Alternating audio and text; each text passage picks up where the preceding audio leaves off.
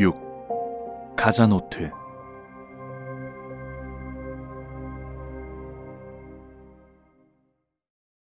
나는 가자로 가는 길에서 목회자로서 수행해야 하는 성경 해석학을 위한 핵심을 발견했다. 에티오피아의 내시는 성경을 읽었지만 제대로 이해할 수 없었다. 빌립은 그가 성경을 이해하도록 인도해 주었다. 두 사람은 공통되는 부분이 하나도 없는 것처럼 보인다. 나라도 같지 않았고 인종도 달랐다. 그 아프리카인은 예루살렘에서 예배를 마치고 돌아가는 길이었고 빌립은 성령의 이끌림을 받아 그 자리로 왔다. 내시는 고향인 에디오피아로 돌아가는 중이었다. 그는 에디오피아 여왕 간다게의 모든 국고를 맡고 있는 큰 권세를 가진 사람이었다. 빌립은 가이사라로 가는 도중이었다. 그곳에서 그는 네 딸과 함께 살고 있었다. 그들은 정확한 분별력을 다루고 개인적인 신뢰를 포함하는 대화를 나누기에는 이상할 정도로 어울리지 않아 보인다. 하지만 그들은 500년 전에 기록된 미묘하고 애매한 문장을 이해하는 과정을 통해 그렇게 어려운 일을 해냈다. 그것도 아주 잘 해냈다. 성경의 그러한 구절들을 통해 만남과 놀라운 이해가 가능하게 되다니 놀라운 일이 아닌가. 그들 사이에 일어났던 일도 아주 중요하다. 달려가서 병거를 따라잡고 말씀을 듣기 위해 병거로 청하여 자리에 앉히고 기꺼이 세례를 받았다. 해석학은 빌립이 던졌던 것과 같은 질문으로 시작한다. 읽는 것을 깨닫느뇨. 사도행전 8장 30절. 빌립이 사용한 헬라어에 담긴 느낌을 제대로 번역하기는 힘들다. 기노스 케이스 하 아나기노스 케이스. 읽는 것과 이해하는 것 사이에 있는 차이점은 그다지 대수롭지 않는 것처럼 보이므로 헬라어 동사에서 접두사 아나가 하나 더 붙었을 뿐이다. 우리는 이사야가 기록한 내용과 우리가 읽는 내용을 갈라놓고 있는 시면을 쉽게 인식하지 못한다. 레싱은 기록된 내용과 읽는 내용 사이의 간격을 더러운 도랑이라고 불렀다. 우리가 알고 있는 많은 내용, 단어의 사전적 정의, 양피지의 특성, 제2 이사야서에 대한 신학은 끝없는 우리의 무지함의 시면을 살짝 가리고 있는 덮개에 불과하다. 우리는 오랜 세월 동안 성경 본문을 이해하지 못하는 것에 익숙한 상태로 병거를 타고 달려왔다. 열성적인 신앙 덕분에 예루살렘을 오가는 여행을 마다하지 않았다. 그러다가 적절한 시기에 던진 질문은 병거를 멈추게 했다. 내시는 빌립의 질문에 이렇게 대답한다. 지도하는 사람이 없으니 어찌 깨달을 수 있느뇨. 사도행전 8장 31절. 내시는 이렇게 묻고 있는 것이다. 당신이 나를 지도해 주겠습니까? 그가 선택한 단어는 매우 중요하다. 설명이 아니라 지도를 택했다. 설명과 지도에 해당하는 헬라어 단어들은 인도하다라는 동일한 동사 어근을 가진다. 또한 본문 속에서 공통된 방향을 가지며 본문에 대한 동일한 관심을 나타낸다. 그러나 설명자는 본문의 의미를 이끌어내지만 인도자는 당신을 본문의 길로 인도한다. 목회 성경적 해석학은 주해를 전제로 하지만 그보다 더 많은 것을 포함한다. 에디오피아 내시는 빌립이 자신의 인도자로서 병거에 동승해 주기를 원했다. 여기에는 약간의 시간이 소요된다. 빌립은 한 가지를 선택해야 했다. 병거 곁에 서서 성경에 대한 정보만 제공하고 묻는 질문에 대답하며 자신에게는 수월한 주해 작업을 해줄 것인가? 아니면 그 낯선 사람과 더불어 영적인 탐구 과정에 직접 참여할 것인가? 나라면 어떻게 했을까? 황야의 지도만 판매하는 상점 주인과 직접 그 여행에 동참하여 위험을 감수하며 요리하는 것을 돕고 험한 기후를 함께 견뎌주는 사람은 전혀 다르다. 빌립은 지도해 주기로 결심했다. 그는 병거에 올라 여행에 동참했다. 세 번째 질문은 이것이다.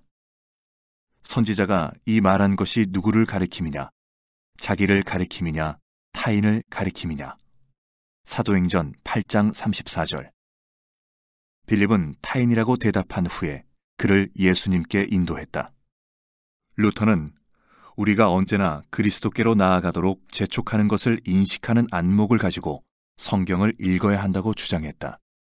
이런 태도는 본문의 명백한 의미에 대한 무지한 무관심이나 저자의 역사와 문화에 대한 근거 없는 경멸과 아무런 상관이 없다. 어린 양과 예수를 연결하는 정도로 서툴게 성경을 훑어나가는 어리석은 방식 역시 공통점이 없다. 여기에서 말하는 것은 그런 방식보다는 성경을 많이 읽고 그리스도를 많이 경험함으로써 생겨나는 확신이다. 성경의 모든 말씀이 육신이 되신 말씀이신 예수님 안에서 문맥적으로 긴밀하게 연결되어 있다는 확신이다. 성경을 많이 읽고 예수를 많이 경험하라. 이것이 바로 빌립이 제시한 해석학을 위한 교육 과정이다. 빌립과 다른 집사들과 사도들은 자신들의 핍박받는 삶을 정당화시킬 근거를 찾기 위해 성경을 샅샅이 뒤지지 않았다. 그들은 단지 명백한 진리에 깨어 있었을 뿐이다. 성경이 하나님의 말씀이고 예수님이 하나님의 말씀이라면 두 말씀은 서로 완전하게 조화를 이룰 것이다. 성경은 예수님 안에서 하나님의 말씀이며 예수님은 성경 안에서 하나님의 말씀이다. 빌립과 제자들은 그런 사실을 자신들의 신앙과 예배의 삶에서 시험해 보았다. 그 사실은 진리로 밝혀졌다. 그들은 자신들의 해석학적 원리를 가지고 있었다. 보라, 물이 있으니 내가 세례를 받음에 무슨 거리낌이 있느냐. 사도행전 8장 36절. 질문은 질문을 낳는다. 그리고 나중에 제시된 질문은 앞의 것에 비해 더욱 깊이가 더해진다. 이 같은 네 번째 질문은 인간의 가장 깊고 가장 내면에 있는 것을 드러내고 있다. 영원한 생명이 자리 잡고 형성되는 마음의 중심이 표출된다. 해석학은 3단 논법의 명쾌함으로 한 지점에서 다른 한 지점으로 옮겨 다니는 조직적인 관리 과정이 아니다. 그것은 정처 없이 흘러간다. 우회하기도 한다. 때때로 난처함 속에서 기다리고 때로는 놀라움에 휩싸인다. 하지만 언제나 목적지가 있다. 성경은 남의 말 하기를 좋아하는 우리의 호기심을 충족시키거나 우리의 천박한 행동을 억제하기 위해 주어진 것이 아니다. 성경은 우리 삶을 점검하고 신앙을 갖도록 초대한다. 이사야의 두루마리를 통해 기록된 하나님의 말씀은 빌립의 지도로 말미암아 미로처럼 복잡한 상태에 빠진 내시의 마음속에 환한 길을 열어주었고 그로 하여금 본질적인 질문을 던지게 하였다. 내가 세례를 받음에 무슨 거리낌이 있느냐? 모든 신앙적인 질문들은 형태는 모두 제각각이지만 인내를 가지고 꾸준히 추구하다 보면 결국 세례에 도달하게 하는 탐구의 요소들을 가지고 있다. 마지막 질문은 더 많은 정보를 요구하는 질문이 아니라 새로운 생명을 위한 간청이었다. 이사야의 두루마리 위의 잉크와 가자에 있는 시냇물의 물은 동일한 요소였다. 즉, 그로 인해 이해하고 순종하는 신앙이 더욱 수월하게 생겨났다. 가자의 해석학은 세례를 지향, 가정하고 기쁜 마음으로 자신의 길을 가게 한다. 성경 읽기는 자율적인 행동이 아닌 것처럼 보인다. 가자로 가던 도중 병거에서 이사야서의 글을 혼자서 읽던 내시는 성령의 인도하심을 받은 빌립에 의해 방해를 받았다. 성령은 사람들을 한데 모아 성경을 보게 하신다. 성경을 읽고 질문하고 신앙의 사람으로 변화되기를 원하신다. 성경을 읽으면서 의문이 생겼던 내시는 그 질문을 들어주는 인도자와 함께했다. 세 번째 요소는 비록 죽었으나 말씀으로 두루마리 속에 살아있는 이사야였다. 그리고 눈에 보이지 않지만 성령으로 임하신 예수님께서 네 번째 참여자가 되셨다. 그런 일들은 계속되고 있다. 두세 사람이 내 이름으로 모인 곳에는 나도 그들 중에 있느니라. 마태복음 18장 20절. 나는 인생의 많은 시간들을 가자로 가는 길과 같은 상태에서 보냈다. 어떤 때에는 병거 곁에서 함께 달리기도 하고 질문을 던지기도 했다. 때로는 병거에 올라타서 다른 질문을 받고 이사야의 글을 해석하기도 하고 그로 인해 해석되기도 했다. 나는 두렵고 떨리는 마음으로 성경 본문을 번역하거나 해석해야 했다. 하나님의 말씀과 인간의 말 사이에서 도저히 피할 수 없는 긴장감에 사로잡혔다. 마르틴 부버. 나는 성경을 신앙의 본문이 아닌 로르샤흐 테스트처럼 여기는 많은 사람들을 알고 있다. 그들은 본문으로부터 무엇을 읽어내려 하기보다는 겉에 쓰여진 잉크만을 본다. 앨런 굿맨. 언어의 주인이신 하나님께서는 그것을 듣는 우리들의 주인도 되신다. 칼 바르트. 성경은 우리 주 그리스도가 입으신 옷이다. 그리스도는 그 속에서 자신이 발견되며 드러나게 하신다. 이 옷은 오랜 세월에 걸쳐 짜여졌고 도저히 잘라내거나 나눌 수 없도록 하나로 만들어졌다. 마르틴 루터. 주회의 가능성을 구성하는 요소들 중에는 방법론도 포함된다. 그러나 본문과 관련된 경험은 전혀 다른 것이다. 아마 그것은 다른 어떤 것들보다 더 필수적이고 중심적인 요소일 것이다. 제임스 바. 언어는 단순히 말하기만을 포함하지 않는다. 말로부터 소리로, 소리에서 개념으로, 개념에서 이해로, 이해에서 감정으로, 그리고 암기와 행동으로, 마지막으로 다시 말로 돌아감으로써 행동을 수반하게 되는 완전한 원을 언어라고 한다. 말을 듣는 사람이 진정으로 그 말을 들을 수 있는 자가 되기 전에 무언가 그의 속에서 선행되어야 한다. 그는 먼저 기대감을 가지고 있어야 한다. 오이겐 로젠스톡 우에시. 성경 읽기는 위기의 행동을 불러온다. 며칠이 가고 몇 주가 지나면서 성경 읽기는 지금의 세계, 신문과 텔레비전이 대화와 관심사를 위해 매일 일정한 양의 정보를 큰 접시에 담아 우리에게 제공해주는 세계와는 전혀 다른 세계로 우리를 이끌어간다. 그곳은 하나님께서 어디서나 그리고 언제나 활동하시는 세계다. 하나님이 제1의 원인이 되는 세계다. 하나님이 다른 것에 밀려 연기되는 일이 없는 세계다. 모든 것이 하나님과 관계를 맺고 있고 하나님이 관계되지 않는 것은 하나도 없는 그런 세계다. 성경 읽기는 문화의 제약을 받고 직무와 절차를 우선시하는 태도의 방향을 현기증이 날 정도로 완전히 전환시키는 것을 포함한다. 성경 이야기는 마치 호모의 글처럼 우리에게 비위를 맞추지 않으며 우리를 기쁘게 하고 마음을 사로잡기 위해 아첨하지도 않는다. 성경 이야기는 우리에게 복종할 것을 명령한다. 그와 같은 명령을 거부한다면 우리는 반역자처럼 취급된다. 성경은 우리가 복음을 위해 분주하게 배열해 놓고 정돈해 놓는 편리함들에 이의를 제기할 것이다. 성경 읽기가 우리에게 가져다 줄 위기는 감정적인 격렬함이나 극적인 변화와 같은 것이 아니라 진지한 인식이다. 매일 반복될 그 인식은 우리가 믿음과 소명으로 헌신해야 할 현실 세계는 거룩하게 구성된 세계로서 하나님께서 그 속에서 우리를 부르셨다는 것이다. 결코 이 세계는 인간이 만들어낸 세계가 아니며 우리가 기분이 좋을 때 마음대로 하나님을 그 세계 속으로 불러낸다는 것은 더더욱 사실이 아니다. 이 세상 문화 속에 있는 모든 것들은 하나님 없이도 인식될 수 있다. 그러나 성경의 세계에 있는 모든 내용들을 인식하는 것은 하나님 없이는 완전히 불가능하다. 그러나 목회자의 빈번한 성경 읽기는 우리의 의식 속에서 성경의 근원적인 생소함을 감소시켰다.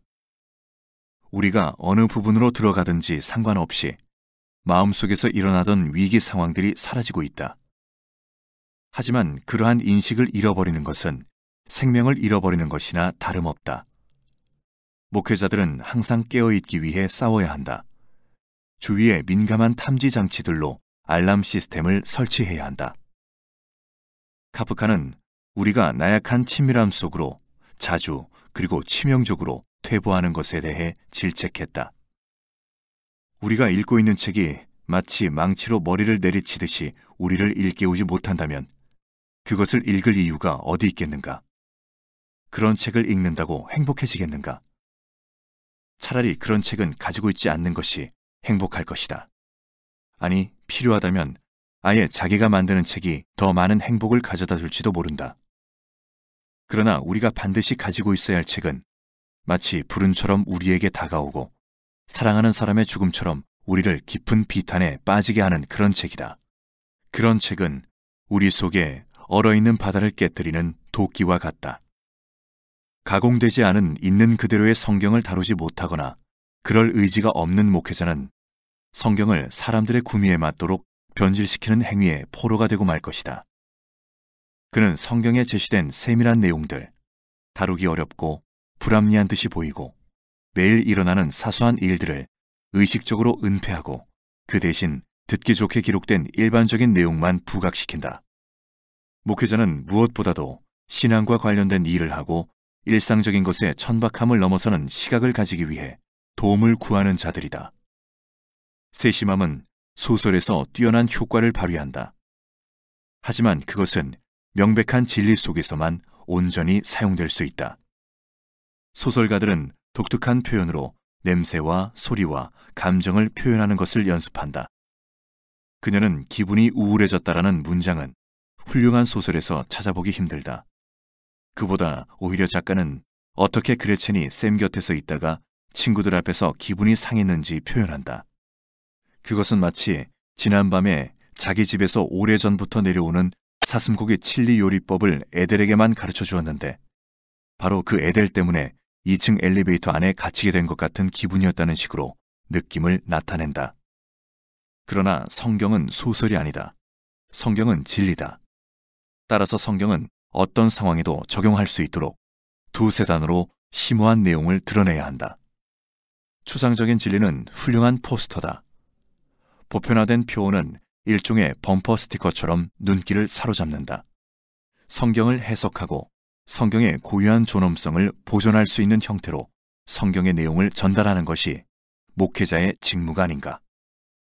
성경 저자들은 지금보다 훨씬 소박하고 단순했던 시대에 살았다.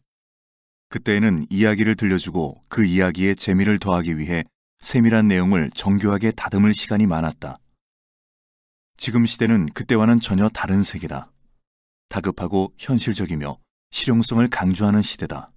따라서 목회자들은 여러 가지 고유한 업무와 사람들 사이에서 해야 하는 많은 일들 사이에서 성경에 제시된 익숙하지 않은 지명들과 발음하기 어려운 이름들을 모조리 치워버리고 성경을 초월주의의 진부한 표현으로 바꾸어 선한 마음은 가지고 있지만 분주하고 예의를 강조하는 설교에 의해 쉽게 감동받는 사람들이 쉽게 조작할 수 있는 수준으로 만들어 놓는다.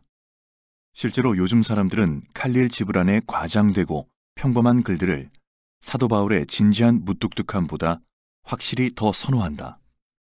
껄끄러운 성경 내용을 부드럽게 만드는 것이 최근의 성경 해석학에서 상식처럼 되었다. 물론 나 역시 다른 목회자들보다 더 많은 위기를 겪는 것을 원하지 않는다. 또한 나 자신과 교인들 모두를 위해 무슨 일이든 최대한 쉽게 해결해 나가고 싶다. 하지만 그게 그리 쉬운 것은 아니다. 또한 성경을 읽는 중에 어렵고 세밀한 내용들이 현대 문화의 부드러운 형태로 부식되는 것을 예방하기 위해 혼신의 힘을 기울여야 한다. 성경은 요약이 불가능하다는 특성을 가지고 있다. 성경은 추상화를 거부한다. 성경은 명확하고 구체적이며 지리적이고 연대기적이다. 성경의 본문에 있는 연령이 지금 시대와 같지 않다는 것은 문제가 되지 않는다. 목회자는 시대가 원하는 대로 행동하지 말아야 한다. 목회자가 반드시 피해야 할 것은 성경에서 원리들을 추출해내며 복음으로부터 진리들을 걸러내는 행위다. 에리히 아우어바흐는 성경에 있는 사실주의에 대한 광범위하고 강력한 신뢰들을 제시했다. 그런 특성은 모든 성경 본문들을 다른 고대 문학과 구별하여 두드러지게 하며 현실에 대한 우리의 인식을 새롭게 해준다. 그에 따르면 성경 저자들은 평범한 일상생활 속으로 뛰어들어 거기에서 마주치는 것은 무엇이든 중요하게 여기고 실제적인 일에 집착했고 경험을 개념 속에 조직화하는 것을 거부했다. 성경을 몇몇 진리와 도덕과 교훈으로 증류시키기 위해 쏟는 지대한 관심은 게으름의 또 다른 표현일 뿐이다. 게으른 목회자는 이름들, 도시들, 그리고 편리함을 추구하는 현대인의 개념에 어울리지 않는 복잡한 내용과 다루기 어려운 기적들을 다루는 성가신 일을 하고 싶어 하지 않는다. 특히 미국의 목회자들은 성경 연구를 스틸 사진으로 바꿔놓았다. 그것은 성경의 풍부한 내러티브에서 개념과 도덕만을 추출한 불법 추출기다. 물론 사람들은 그것을 좋아한다. 그들은 순수 진리로만 가득 찬 보온병과 같은 삶을 추구하여 성경의 상세한 내용이나 자신들의 삶에 있는 사사로운 사건들을 언급하려 하지 않는다. 이처럼 깨끗한 증류수만 마시다 보면 정원을 돌보는 수고와 감자는 캐는 일과 음식을 준비하고 요리하는 일과 그것을 먹고 소화시키는 모든 일들을 무시하게 된다. 증류된 액체는 곧바로 혈관으로 들어가 순식간에 기분을 좋게 한다. 하지만 사실 그것은 독이다. 우리는 생물학적으로나 영적으로 이러한 100% 순수한 물질을 섭취할 수 없도록 만들어졌다. 우리는 무수한 말들과 문장들, 이야기와 노래들을 인식하고 음미하고 그것들을 곰곰이 생각하며 받아들이고 우리에게 건강한 삶을 가져다주는 모든 비타민과 효소와 칼로리를 흡수할 수 있는 복잡한 정신적, 감정적 소화 체계를 가지고 있다. 성경으로부터 진리를 걸러내는 행위는 영지주의의 대표적인 트레이드 마크다. 영지주의는 물질은 악하고 다음과 같은 성경의 역사는 불편한 것으로 취급한다. 늦게 모습을 나타내는 사람들과 너무 일찍 찾아오는 손님들과 같은 지저분한 상황들, 블레셋 사람들의 포피를 모으는 선조들, 이미 충분히 취한 결혼식 하객들을 위해 물을 포도주로 변화시키는 것을 자신의 첫 번째 이적으로 행한 메시아, 진지한 사람들에게는 도저히 설명하기 힘든 경망스러운 기적, 피를 흘리며 죽어가면서 물을 달라고 호소하는 메시아, 자기를 둘러싼 사람들이 모두 듣도록 하나님께서 자기를 버렸다고 말하는 메시아 등. 영지주의자들은 이러한 종류의 현실성과 역설을 소화할 만한 위장을 가지고 있지 않았다. 그들은 오로지 영적인 것과 고매한 것만을 갈망했다. 그들은 어떻게 물질이 원래의 숭고함을 회복할 수 있으며 균형의 미를 가진 고상한 진리가 어떻게 단계 속에 배열될 수 있으며 불가사의한 난해함으로 얼룩진 교훈이 어떻게 원칙으로 적용될 수 있는지에 대해 다루는 정신적인 복합 개념 속으로 들어갔다. 성경은 그들에게 도저히 받아들일 수 없는 것이었으므로 순화되어야 하는 것으로 여겨졌다. 초대교회 시대의 영지주의자들은 히브리 성경 전체를 쓰레기 취급했고 복음서를 사정없이 파헤쳤다. 그들은 사도 바울이 신학에 대해 이야기한 부분을 좋아했다. 그들이 성경에서 읽으라고 제안한 부분을 담은 문서가 1946년 이집트의 나그 함마디에서 발견되었다. 종교 지도자로서의 예수님은 일상적이고 세속적인 것으로부터 멀리 떨어져 있었고 고요하게 영원한 진리만을 말했다는 것이 그들의 생각이다. 그것은 여성들이 들락거리고 미켈란젤로에 관한 대화를 나누는 엘리엇 찻집과 같은 종교였다. 그러나 성경은 결코 우리를 그런 식으로 이끌지 않는다. 성경이 원래 기록되었던 방식은 지금 우리들에게도 동일하게 중요하다. 성경의 위기 또는 우리 삶의 위기는 결코 추상적이지 않다. 오히려 마르크 샤갈이 말한 것처럼 그것은 색, 옷감, 피, 그리고 언어의 요소, 느낌 등의 위기다. 예술 또는 삶을 구성하고 있는 물질들의 위기다. 기도는 성경 연구를 위해 필수적인 부분이다. 왜냐하면 성령님께서는 성경을 읽는 자들로 하여금 기록된 글을 넘어서 하나님께로 옮겨주기를 기대하는 것이 기도이기 때문이다. 브레바드 차일즈. 성경은 우리의 신앙생활보다 선행한다. 그것은 마치 성경 저자들에게 있어서는 신앙생활이 성경보다 앞선 것과 같다. 폴 홀머. 고대에 기록된 성경을 재해석하려면 명백함, 예수 그리스도 자신, 성경의 주해와 해석 등으로 이루어진 조직망 속으로 들어가야 한다. 그러한 재해석은 성경 이해의 서두 부분에 로고스로 명백하게 나타나 있다. 폴 리퀘르. 해석학적으로 훈련된 마음가짐을 가진 사람은 처음부터 본문의 새로움의 특성에 예민하게 반응한다. 한스 게오르크 가다머. 당신은 하나님께서 다른 사람에게 말씀하시는 것을 들을 수 없다. 오로지 하나님께서 당신에게 말씀하실 때에만 그분의 음성을 들을 수 있다. 루드비히 비트겐슈타인. 당신이 성경에 밀착되어 있지만 성경을 마치 이교도처럼 다루고 있는 것 같은 모습은 내게 매우 당혹스럽다.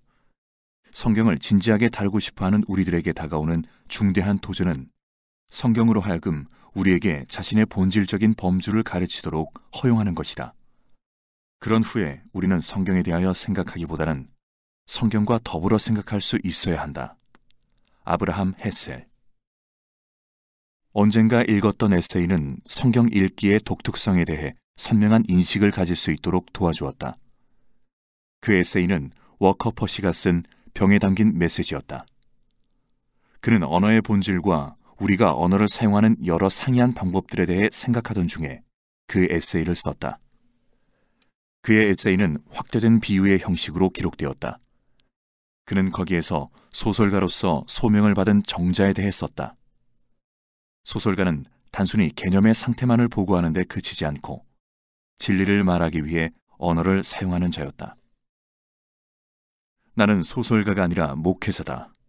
따라서 나와 언어의 관계는 퍼시가 제시한 관계와 정확히 일치하지는 않는다. 하지만 목회자와 소설가는 적어도 두 가지 공통점을 가지고 있다. 말을 다루는데 많은 시간을 할애한다는 것과 말은 사람들이 자신들의 삶에 대한 진실을 깨닫기 위해 사용하는 수단이라는 사실이다. 물론 모든 말이 그런 것은 아니다. 어떤 말들은 진리로부터 멀어지도록 하기 위해 의도적으로 사용된다. 특히 진리가 어렵거나 고통스러운 것일 때 그렇다. 어떤 말들은 진리를 왜곡하기 위해 사용된다. 진리의 왜곡이 이득을 가져다 줄 때 나타나는 현상이다. 하지만 대부분의 말은 우리 삶의 진리로부터 멀어지게 하거나 그것을 왜곡하기 위해 사용되는 것 같지는 않다. 대부분의 말은 길을 건너고 난로의 필터를 교환하기 위해 안내문을 따라하고 물리학 시험을 통과하며 브로콜리를 구입하기 위해 사용된다. 그러나 이처럼 복잡한 말들의 혼합 상태에서 무언가 본질적으로 다른 어떤 말들이 존경과 놀라움의 대상이 될 가치를 가진 것으로 등장한다. 그 말들은 우리가 도달하기 어려운 무언가를 전해주며 우리 삶의 진리들을 우리 자신에게 알려준다. 이것이 내가 성경을 읽는 방식이다. 적어도 나는 그런 방식으로 성경을 읽기 시작했다. 아마 대부분의 사람들도 그럴 것이다. 나는 다음과 같은 질문들을 던지며 나 자신을 일깨웠다. 도대체 누가 아모리 사람들의 문화에 관심을 가질까? 엘리사의 대머리가 어떤 차이를 가져오는가? 바울이 그렇게 명석했다면 왜 그는 모호한 표현들을 사용했을까? 나는 그리 많지 않은 시간의 간격을 두고 하는 성경 읽기와 신문 읽기에 대해 생각해 보았다. 두 가지 행동 사이의 차이점은 정확히 무엇인가? 신문은 결코 개인적인 관심을 가진 채로 읽지 않는다. 안내 광고, 주식 시세. 하지만 성경은 개인적인 관심을 가지고 정기적으로 읽는다. 예전 규정, 하나님의 뜻을 전하는 설교. 신문은 아무리 훌륭하게 기록된 내용이 있다 하여도 다음날 다시 읽는 법이 없다. 하지만 성경은 비록 내 생각에 뛰어나게 기록된 것 같지 않은, 예를 들어 역대기 내용이라 하더라도 다음날 다시 읽는다. 비유로 쓰여진 워커 퍼시의 에세이는 이러한 차이점을 이해하고 그것을 주의하는 길을 가르쳐 주었다. 저자와 독자 사이에 기록된 글에 대한 모종의 일치가 없다면 진정한 이해란 있을 수 없다고 생각한다. 말에 대한 정확한 이해는 저자와 독자의 마음이 서로 이어지지 않는 한 별다른 변화를 가져오지 못한다. 부야베스를 만들기 위한 요리법은 땅에 감춰진 보물을 찾기 위한 안내문으로 정확히 읽혀질 수 없다. 도덕적인 우화는 동물 사육에 대한 글로 정확히 읽힐 수 없다. 워커 퍼시의 소설은 괴기스러운 대중문화의 안내서로서 정확히 읽혀질 수 없다. 성경은 종교 교과서로서 정확히 읽혀질 수 없다. 그러나 위의 여러 사례에서 내가 지적한 것 같은 잘못된 방식으로 글을 읽을 가능성은 많이 있다. 성경을 제외하면 대부분의 글들은 하나님이나 도덕에 관한 교과서로 읽히지 않는다. 목회자들은 이런저런 이유에서 그와 같이 그릇된 방향으로 나아가는 독자들을 이끌어가는 선봉에 서 있다. 나는 퍼시의 에세이에서 배운 대로 성경의 본질에 맞게 성경을 읽는 법을 배운 목회자로서 그의 에세이를 다시 읽고 내 상황에 맞게 바꾸고 개정했다. 그 과정에서 나는 병에 담긴 메시지의 많은 내용을 제거했고 그처럼 정확하게 묘사된 비유의 예리함을 상당히 둔하게 만들었다. 그러나 내가 목회 사역의 정교함을 위해 만든 내용을 퍼시가 전적으로 비난하지는 않을 것으로 기대해 본다. 옛날에 한 섬이 있었다. 그 섬은 상당히 큰 섬이었으므로 여러 이질적인 족속들이 상이한 지형을 가진 지역에 흩어져 공동체를 이루며 살아갈 수 있었다. 하지만 다른 공동체에 대해 전혀 모를 정도로 넓은 섬은 아니었으므로 그들은 섬을 둘러있는 해안을 공유하며 살아갔다. 그 섬에는 즐거움이 넘쳤고 모든 사람들은 그런 상태에 만족한 것처럼 보였다. 섬들이 항상 그렇듯이 그 섬도 알지 못할 미지의 것으로 둘러싸여 있었다. 해안을 따라 고기를 잡기 위해 타고 나갈 때 사용하는 뗏목이나 카누를 타본 것을 제외하면 어느 누구도 섬을 떠나본 적이 없고 떠날 생각도 하지 않았다. 모든 섬 주민들은 배가 난파되어 표류한 사람들의 후손이었다. 하지만 그들을 섬에 있게 한 원인인 난파에 대한 기억은 아주 희미했다. 난파에 대한 이야기는 전혀 전해 내려오지 않았다. 역사에 기록되어 있지도 않았다. 공식적으로 그러한 사건들은 부인되었다. 왜냐하면 그런 사실들은 자신들이 거하는 곳의 훌륭함과 완전함을 깎아내리는 것이었기 때문이다. 섬 주민들은 호기심이 강하고 명석한 사람들이었다. 그들은 모든 식물과 동물을 정의하고 연구하고 분류했다. 바위를 조사하고 언덕과 시내의 지도를 만들었다. 또한 그들은 모든 새의 이름과 둥지의 위치를 알고 있었다. 포유류의 짝짓기 의식에 익숙했고 새끼들을 정성껏 보살폈다. 그리고 그들은 꽃이 피는 시기와 꽃이 아름답게 유지되는 기간을 알았고 어떤 땅콩이 먹기에 적합하고 어떤 식물의 뿌리가 치료 효과를 가지고 있는지도 알았다. 그들이 밟고 다니는 땅은 정당하게 평가되고 이해되었다. 그리고 특성에 걸맞는 지명도 부여되었다. 자신들이 보는 모든 것들을 호명할 수 있는 능력은 그들에게 방향 감각과 깊은 만족감을 주었다. 이런 일들을 해나가는 과정에서 그들은 축적된 지식을 다음 세대로 넘겨주는 일에 많은 신경을 썼다. 그들은 젊은이들에게 선조들이 이해한 내용을 납득하도록 가르치는 방법을 배웠다. 그들의 학교 체계는 놀라울 정도였다. 그들은 설명하고 지도하는 방식으로 말을 했으므로 젊은이들의 무지함과 어른들의 지식 사이에 어긋나는 부분이 없었다. 이러한 목적을 위해 개발된 언어는 위대한 업적이었다. 왜냐하면 그 언어는 다양한 참새들의 종류를 분별하는 차원을 넘어서는 세밀함을 가지고 있었기 때문이다. 그들의 언어는 여러 감정들, 서서히 그리고 불확실하게 형성되는 개념들, 드러내기 곤란한 태도들의 표현 등을 참작해야 했다. 물론 그런 부분까지 모두 포함되었다. 그 섬에는 세대 간의 격차가 전혀 없었다. 그들은 자신들이 세계에 대해 알고 있는 것을 서로 이야기하는 뛰어난 기술을 연습했다. 또한 젊은이들이 연장자들의 수준으로 언어를 사용할 수 있는 능력을 길러주기 위해 높은 수준의 대화를 지속적으로 사용했다. 그들은 모두 이러한 언어를 능숙하게 사용했다. 아내와 남편, 고용주와 종업원, 형제와 자매들 사이에 격조 높은 대화가 오고 갔다.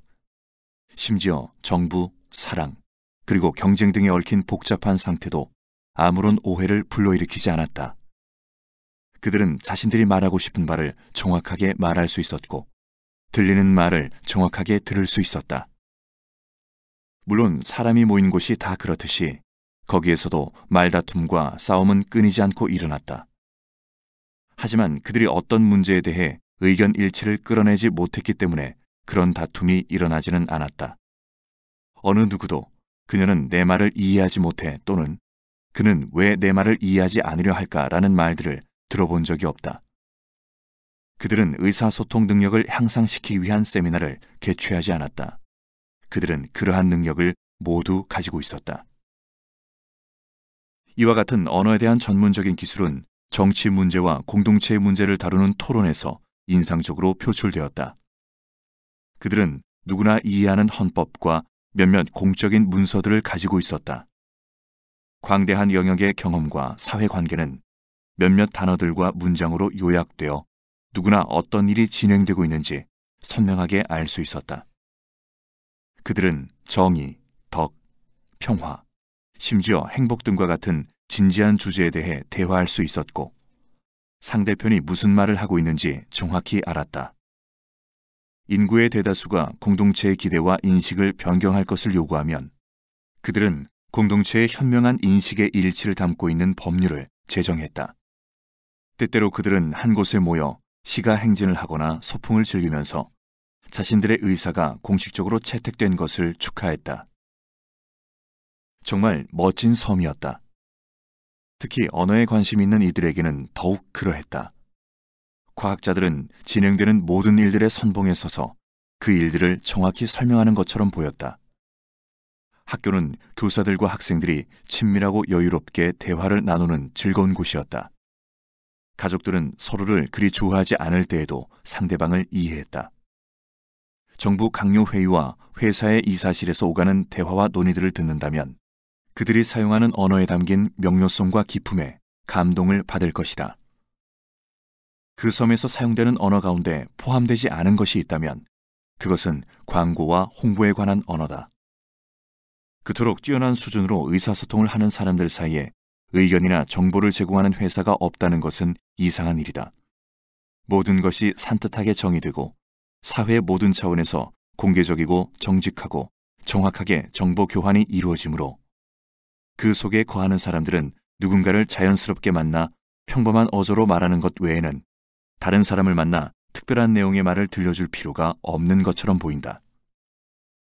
그 결과 말들이 지극히 훌륭하게 사용되는 중에도 섬 주민들은 자주 말을 사용하지 않았다. 그들의 언어 생활 속에는 그 섬에 살지 않는 사람들이 경험하는 것보다 훨씬 많은 침묵이 포함되어 있었다. 어느 날, 한 초록색 병이 파도를 타고 그 섬으로 흘러와 해변에 닿았다. 누군가가 병을 집어들었다. 그는 병 속에 종이가 들어있는 것을 발견하고 종이를 꺼내 읽었다. 구조대가 가고 있다. 이상한 글이었다. 그는 그와 같은 내용을 읽어본 적이 없었다. 그에게 필요한 모든 것이 쉽게 해결되었기 때문이다. 섬 안에서는 모든 것이 완전히 그리고 적절하게 충족되었다. 그는 자신이 도움을 필요로 한다는 것을 상상조차 못했다. 동시에 단 3마디로 이루어진 그 메시지는 그가 무엇라고 부르지 못할 인식의 단계를 자극했다. 호기심이 발동했다. 그는 수평선을 바라보았다.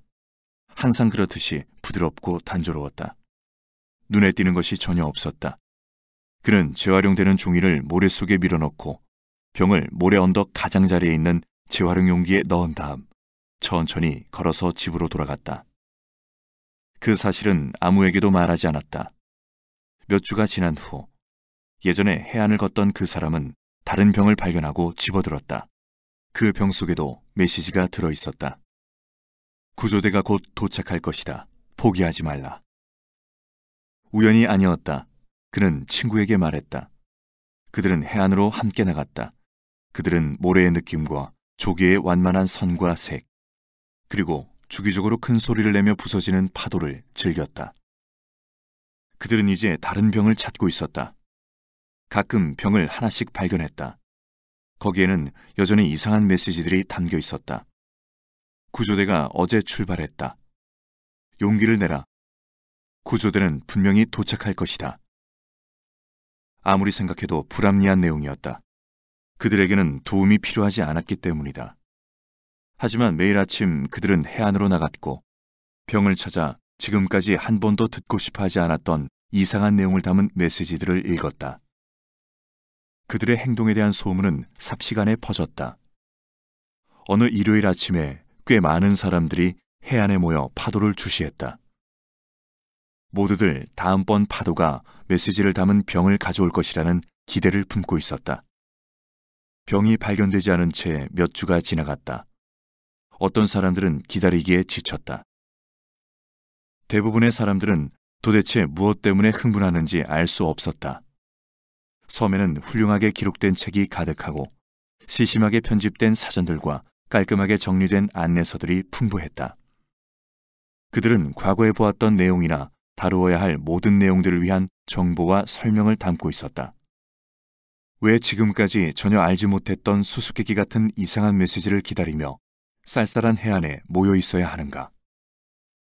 하지만 해안에서 만난 사람들은 설명하기 어려운 호기심과 경이로움, 그들의 언어 생활에 전혀 새로운 것을 함께 나누었다. 병 속에 담긴 메시지에 사용된 말들은 그들이 전혀 경험하지 못한 방식으로 기록되어 있었다. 즉, 거기에 무엇이 있는가를 말하지 않고 거기에 무엇이 없는가를 말하고 있는 것이다.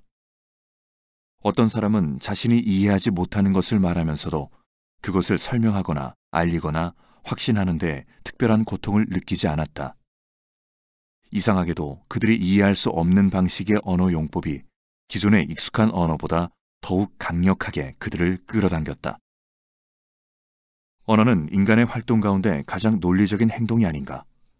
사람들이 언어를 이해하지 못할 때 그 언어가 효과적으로 사람들의 관심을 끌 수 있는 방법은 무엇일까?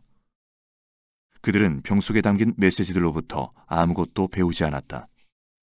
그들은 자신들이 알지 못하는 것을 말해주는 미지의 인물로부터 말을 듣고 있다. 세상은 그들의 언어가 증거를 제시할 수 있는 정도보다 훨씬 더 광대했다. 아마도 그들의 삶은 섬의 언어가 표현할 수 있는 것보다 더욱 다양할 것이다. 바로 그런 사실이 섬 사람들을 일요일 아침마다 해안으로 모이게 만들었고 수수께끼 같은 수평선에서 밀려오는 파도에 관심을 기울이게 했다. 병 속에 담긴 메시지는 그들이 알지 못하는 것이 존재한다는 인식을 그들 속에 불러일으켰다. 섬의 언어가 표현할 수 있는 것을 능가하는 더 많은 일들이 삶에서 발생할 수 있고 섬 내부보다 외부에 더 넓은 세계가 있다는 인식이 싹트기 시작했다.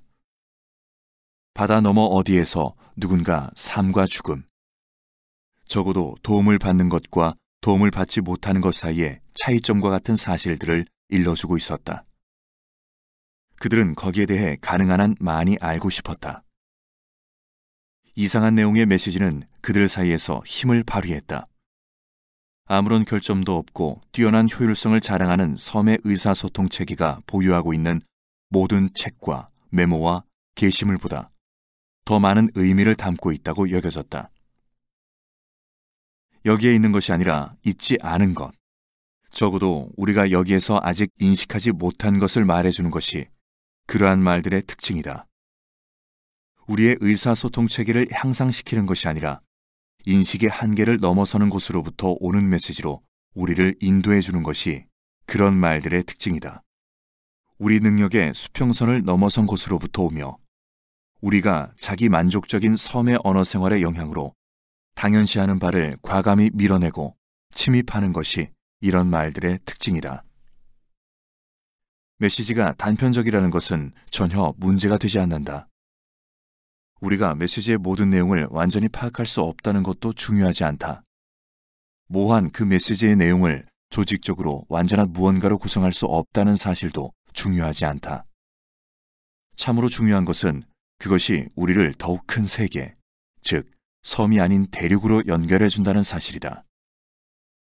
중요한 사실은 그 메시지가 우리를 섬, 즉 나라는 이름의 섬과 같은 존재 상태, 효율적이고 순조롭고 과학적이며 조화로움에서 벗어나도록 돕겠다고 말하고 있다는 것이다. 자아 중심의 세계에서 자아는 자신을 제외한 모든 것을 알지 못하고 있다. 그리고 그 자아를 지으신 하나님도 알지 못한다. 내가 반드시 해야 할 일은 병 속의 메시지를 들고 도서관의 장서 목록에 그것을 포함시키는 것이다. 내가 반드시 피해야 할 일은 병에서 메시지를 꺼낸 다음 병을 연구하고 병의 화학 성분을 분석하고 그 병의 모양을 만들어낸 유리병 제조 기술을 재현하는 것이다. 내가 반드시 하지 말아야 할 일은 병에 있는 메시지를 간결한 섬의 메모와 축소 비교하고 그것이 제대로 의미를 전달하지 못한다는 이유로 간단하게 다시 서술하는 것이다. 아침마다 섬의 해안에는 많은 사람들이 거닐면서 신기한 듯이 주의를 기울이며 메시지를 담고 있는 병을 찾았다. 그들은 일요일 아침에 지정된 해변에 모여 수년 동안 수집된 메시지를 함께 읽었다. 섬에 살고 있는 많은 사람들은 아직도 그 소동이 무엇에 대한 것인지 알려고 하지 않는다.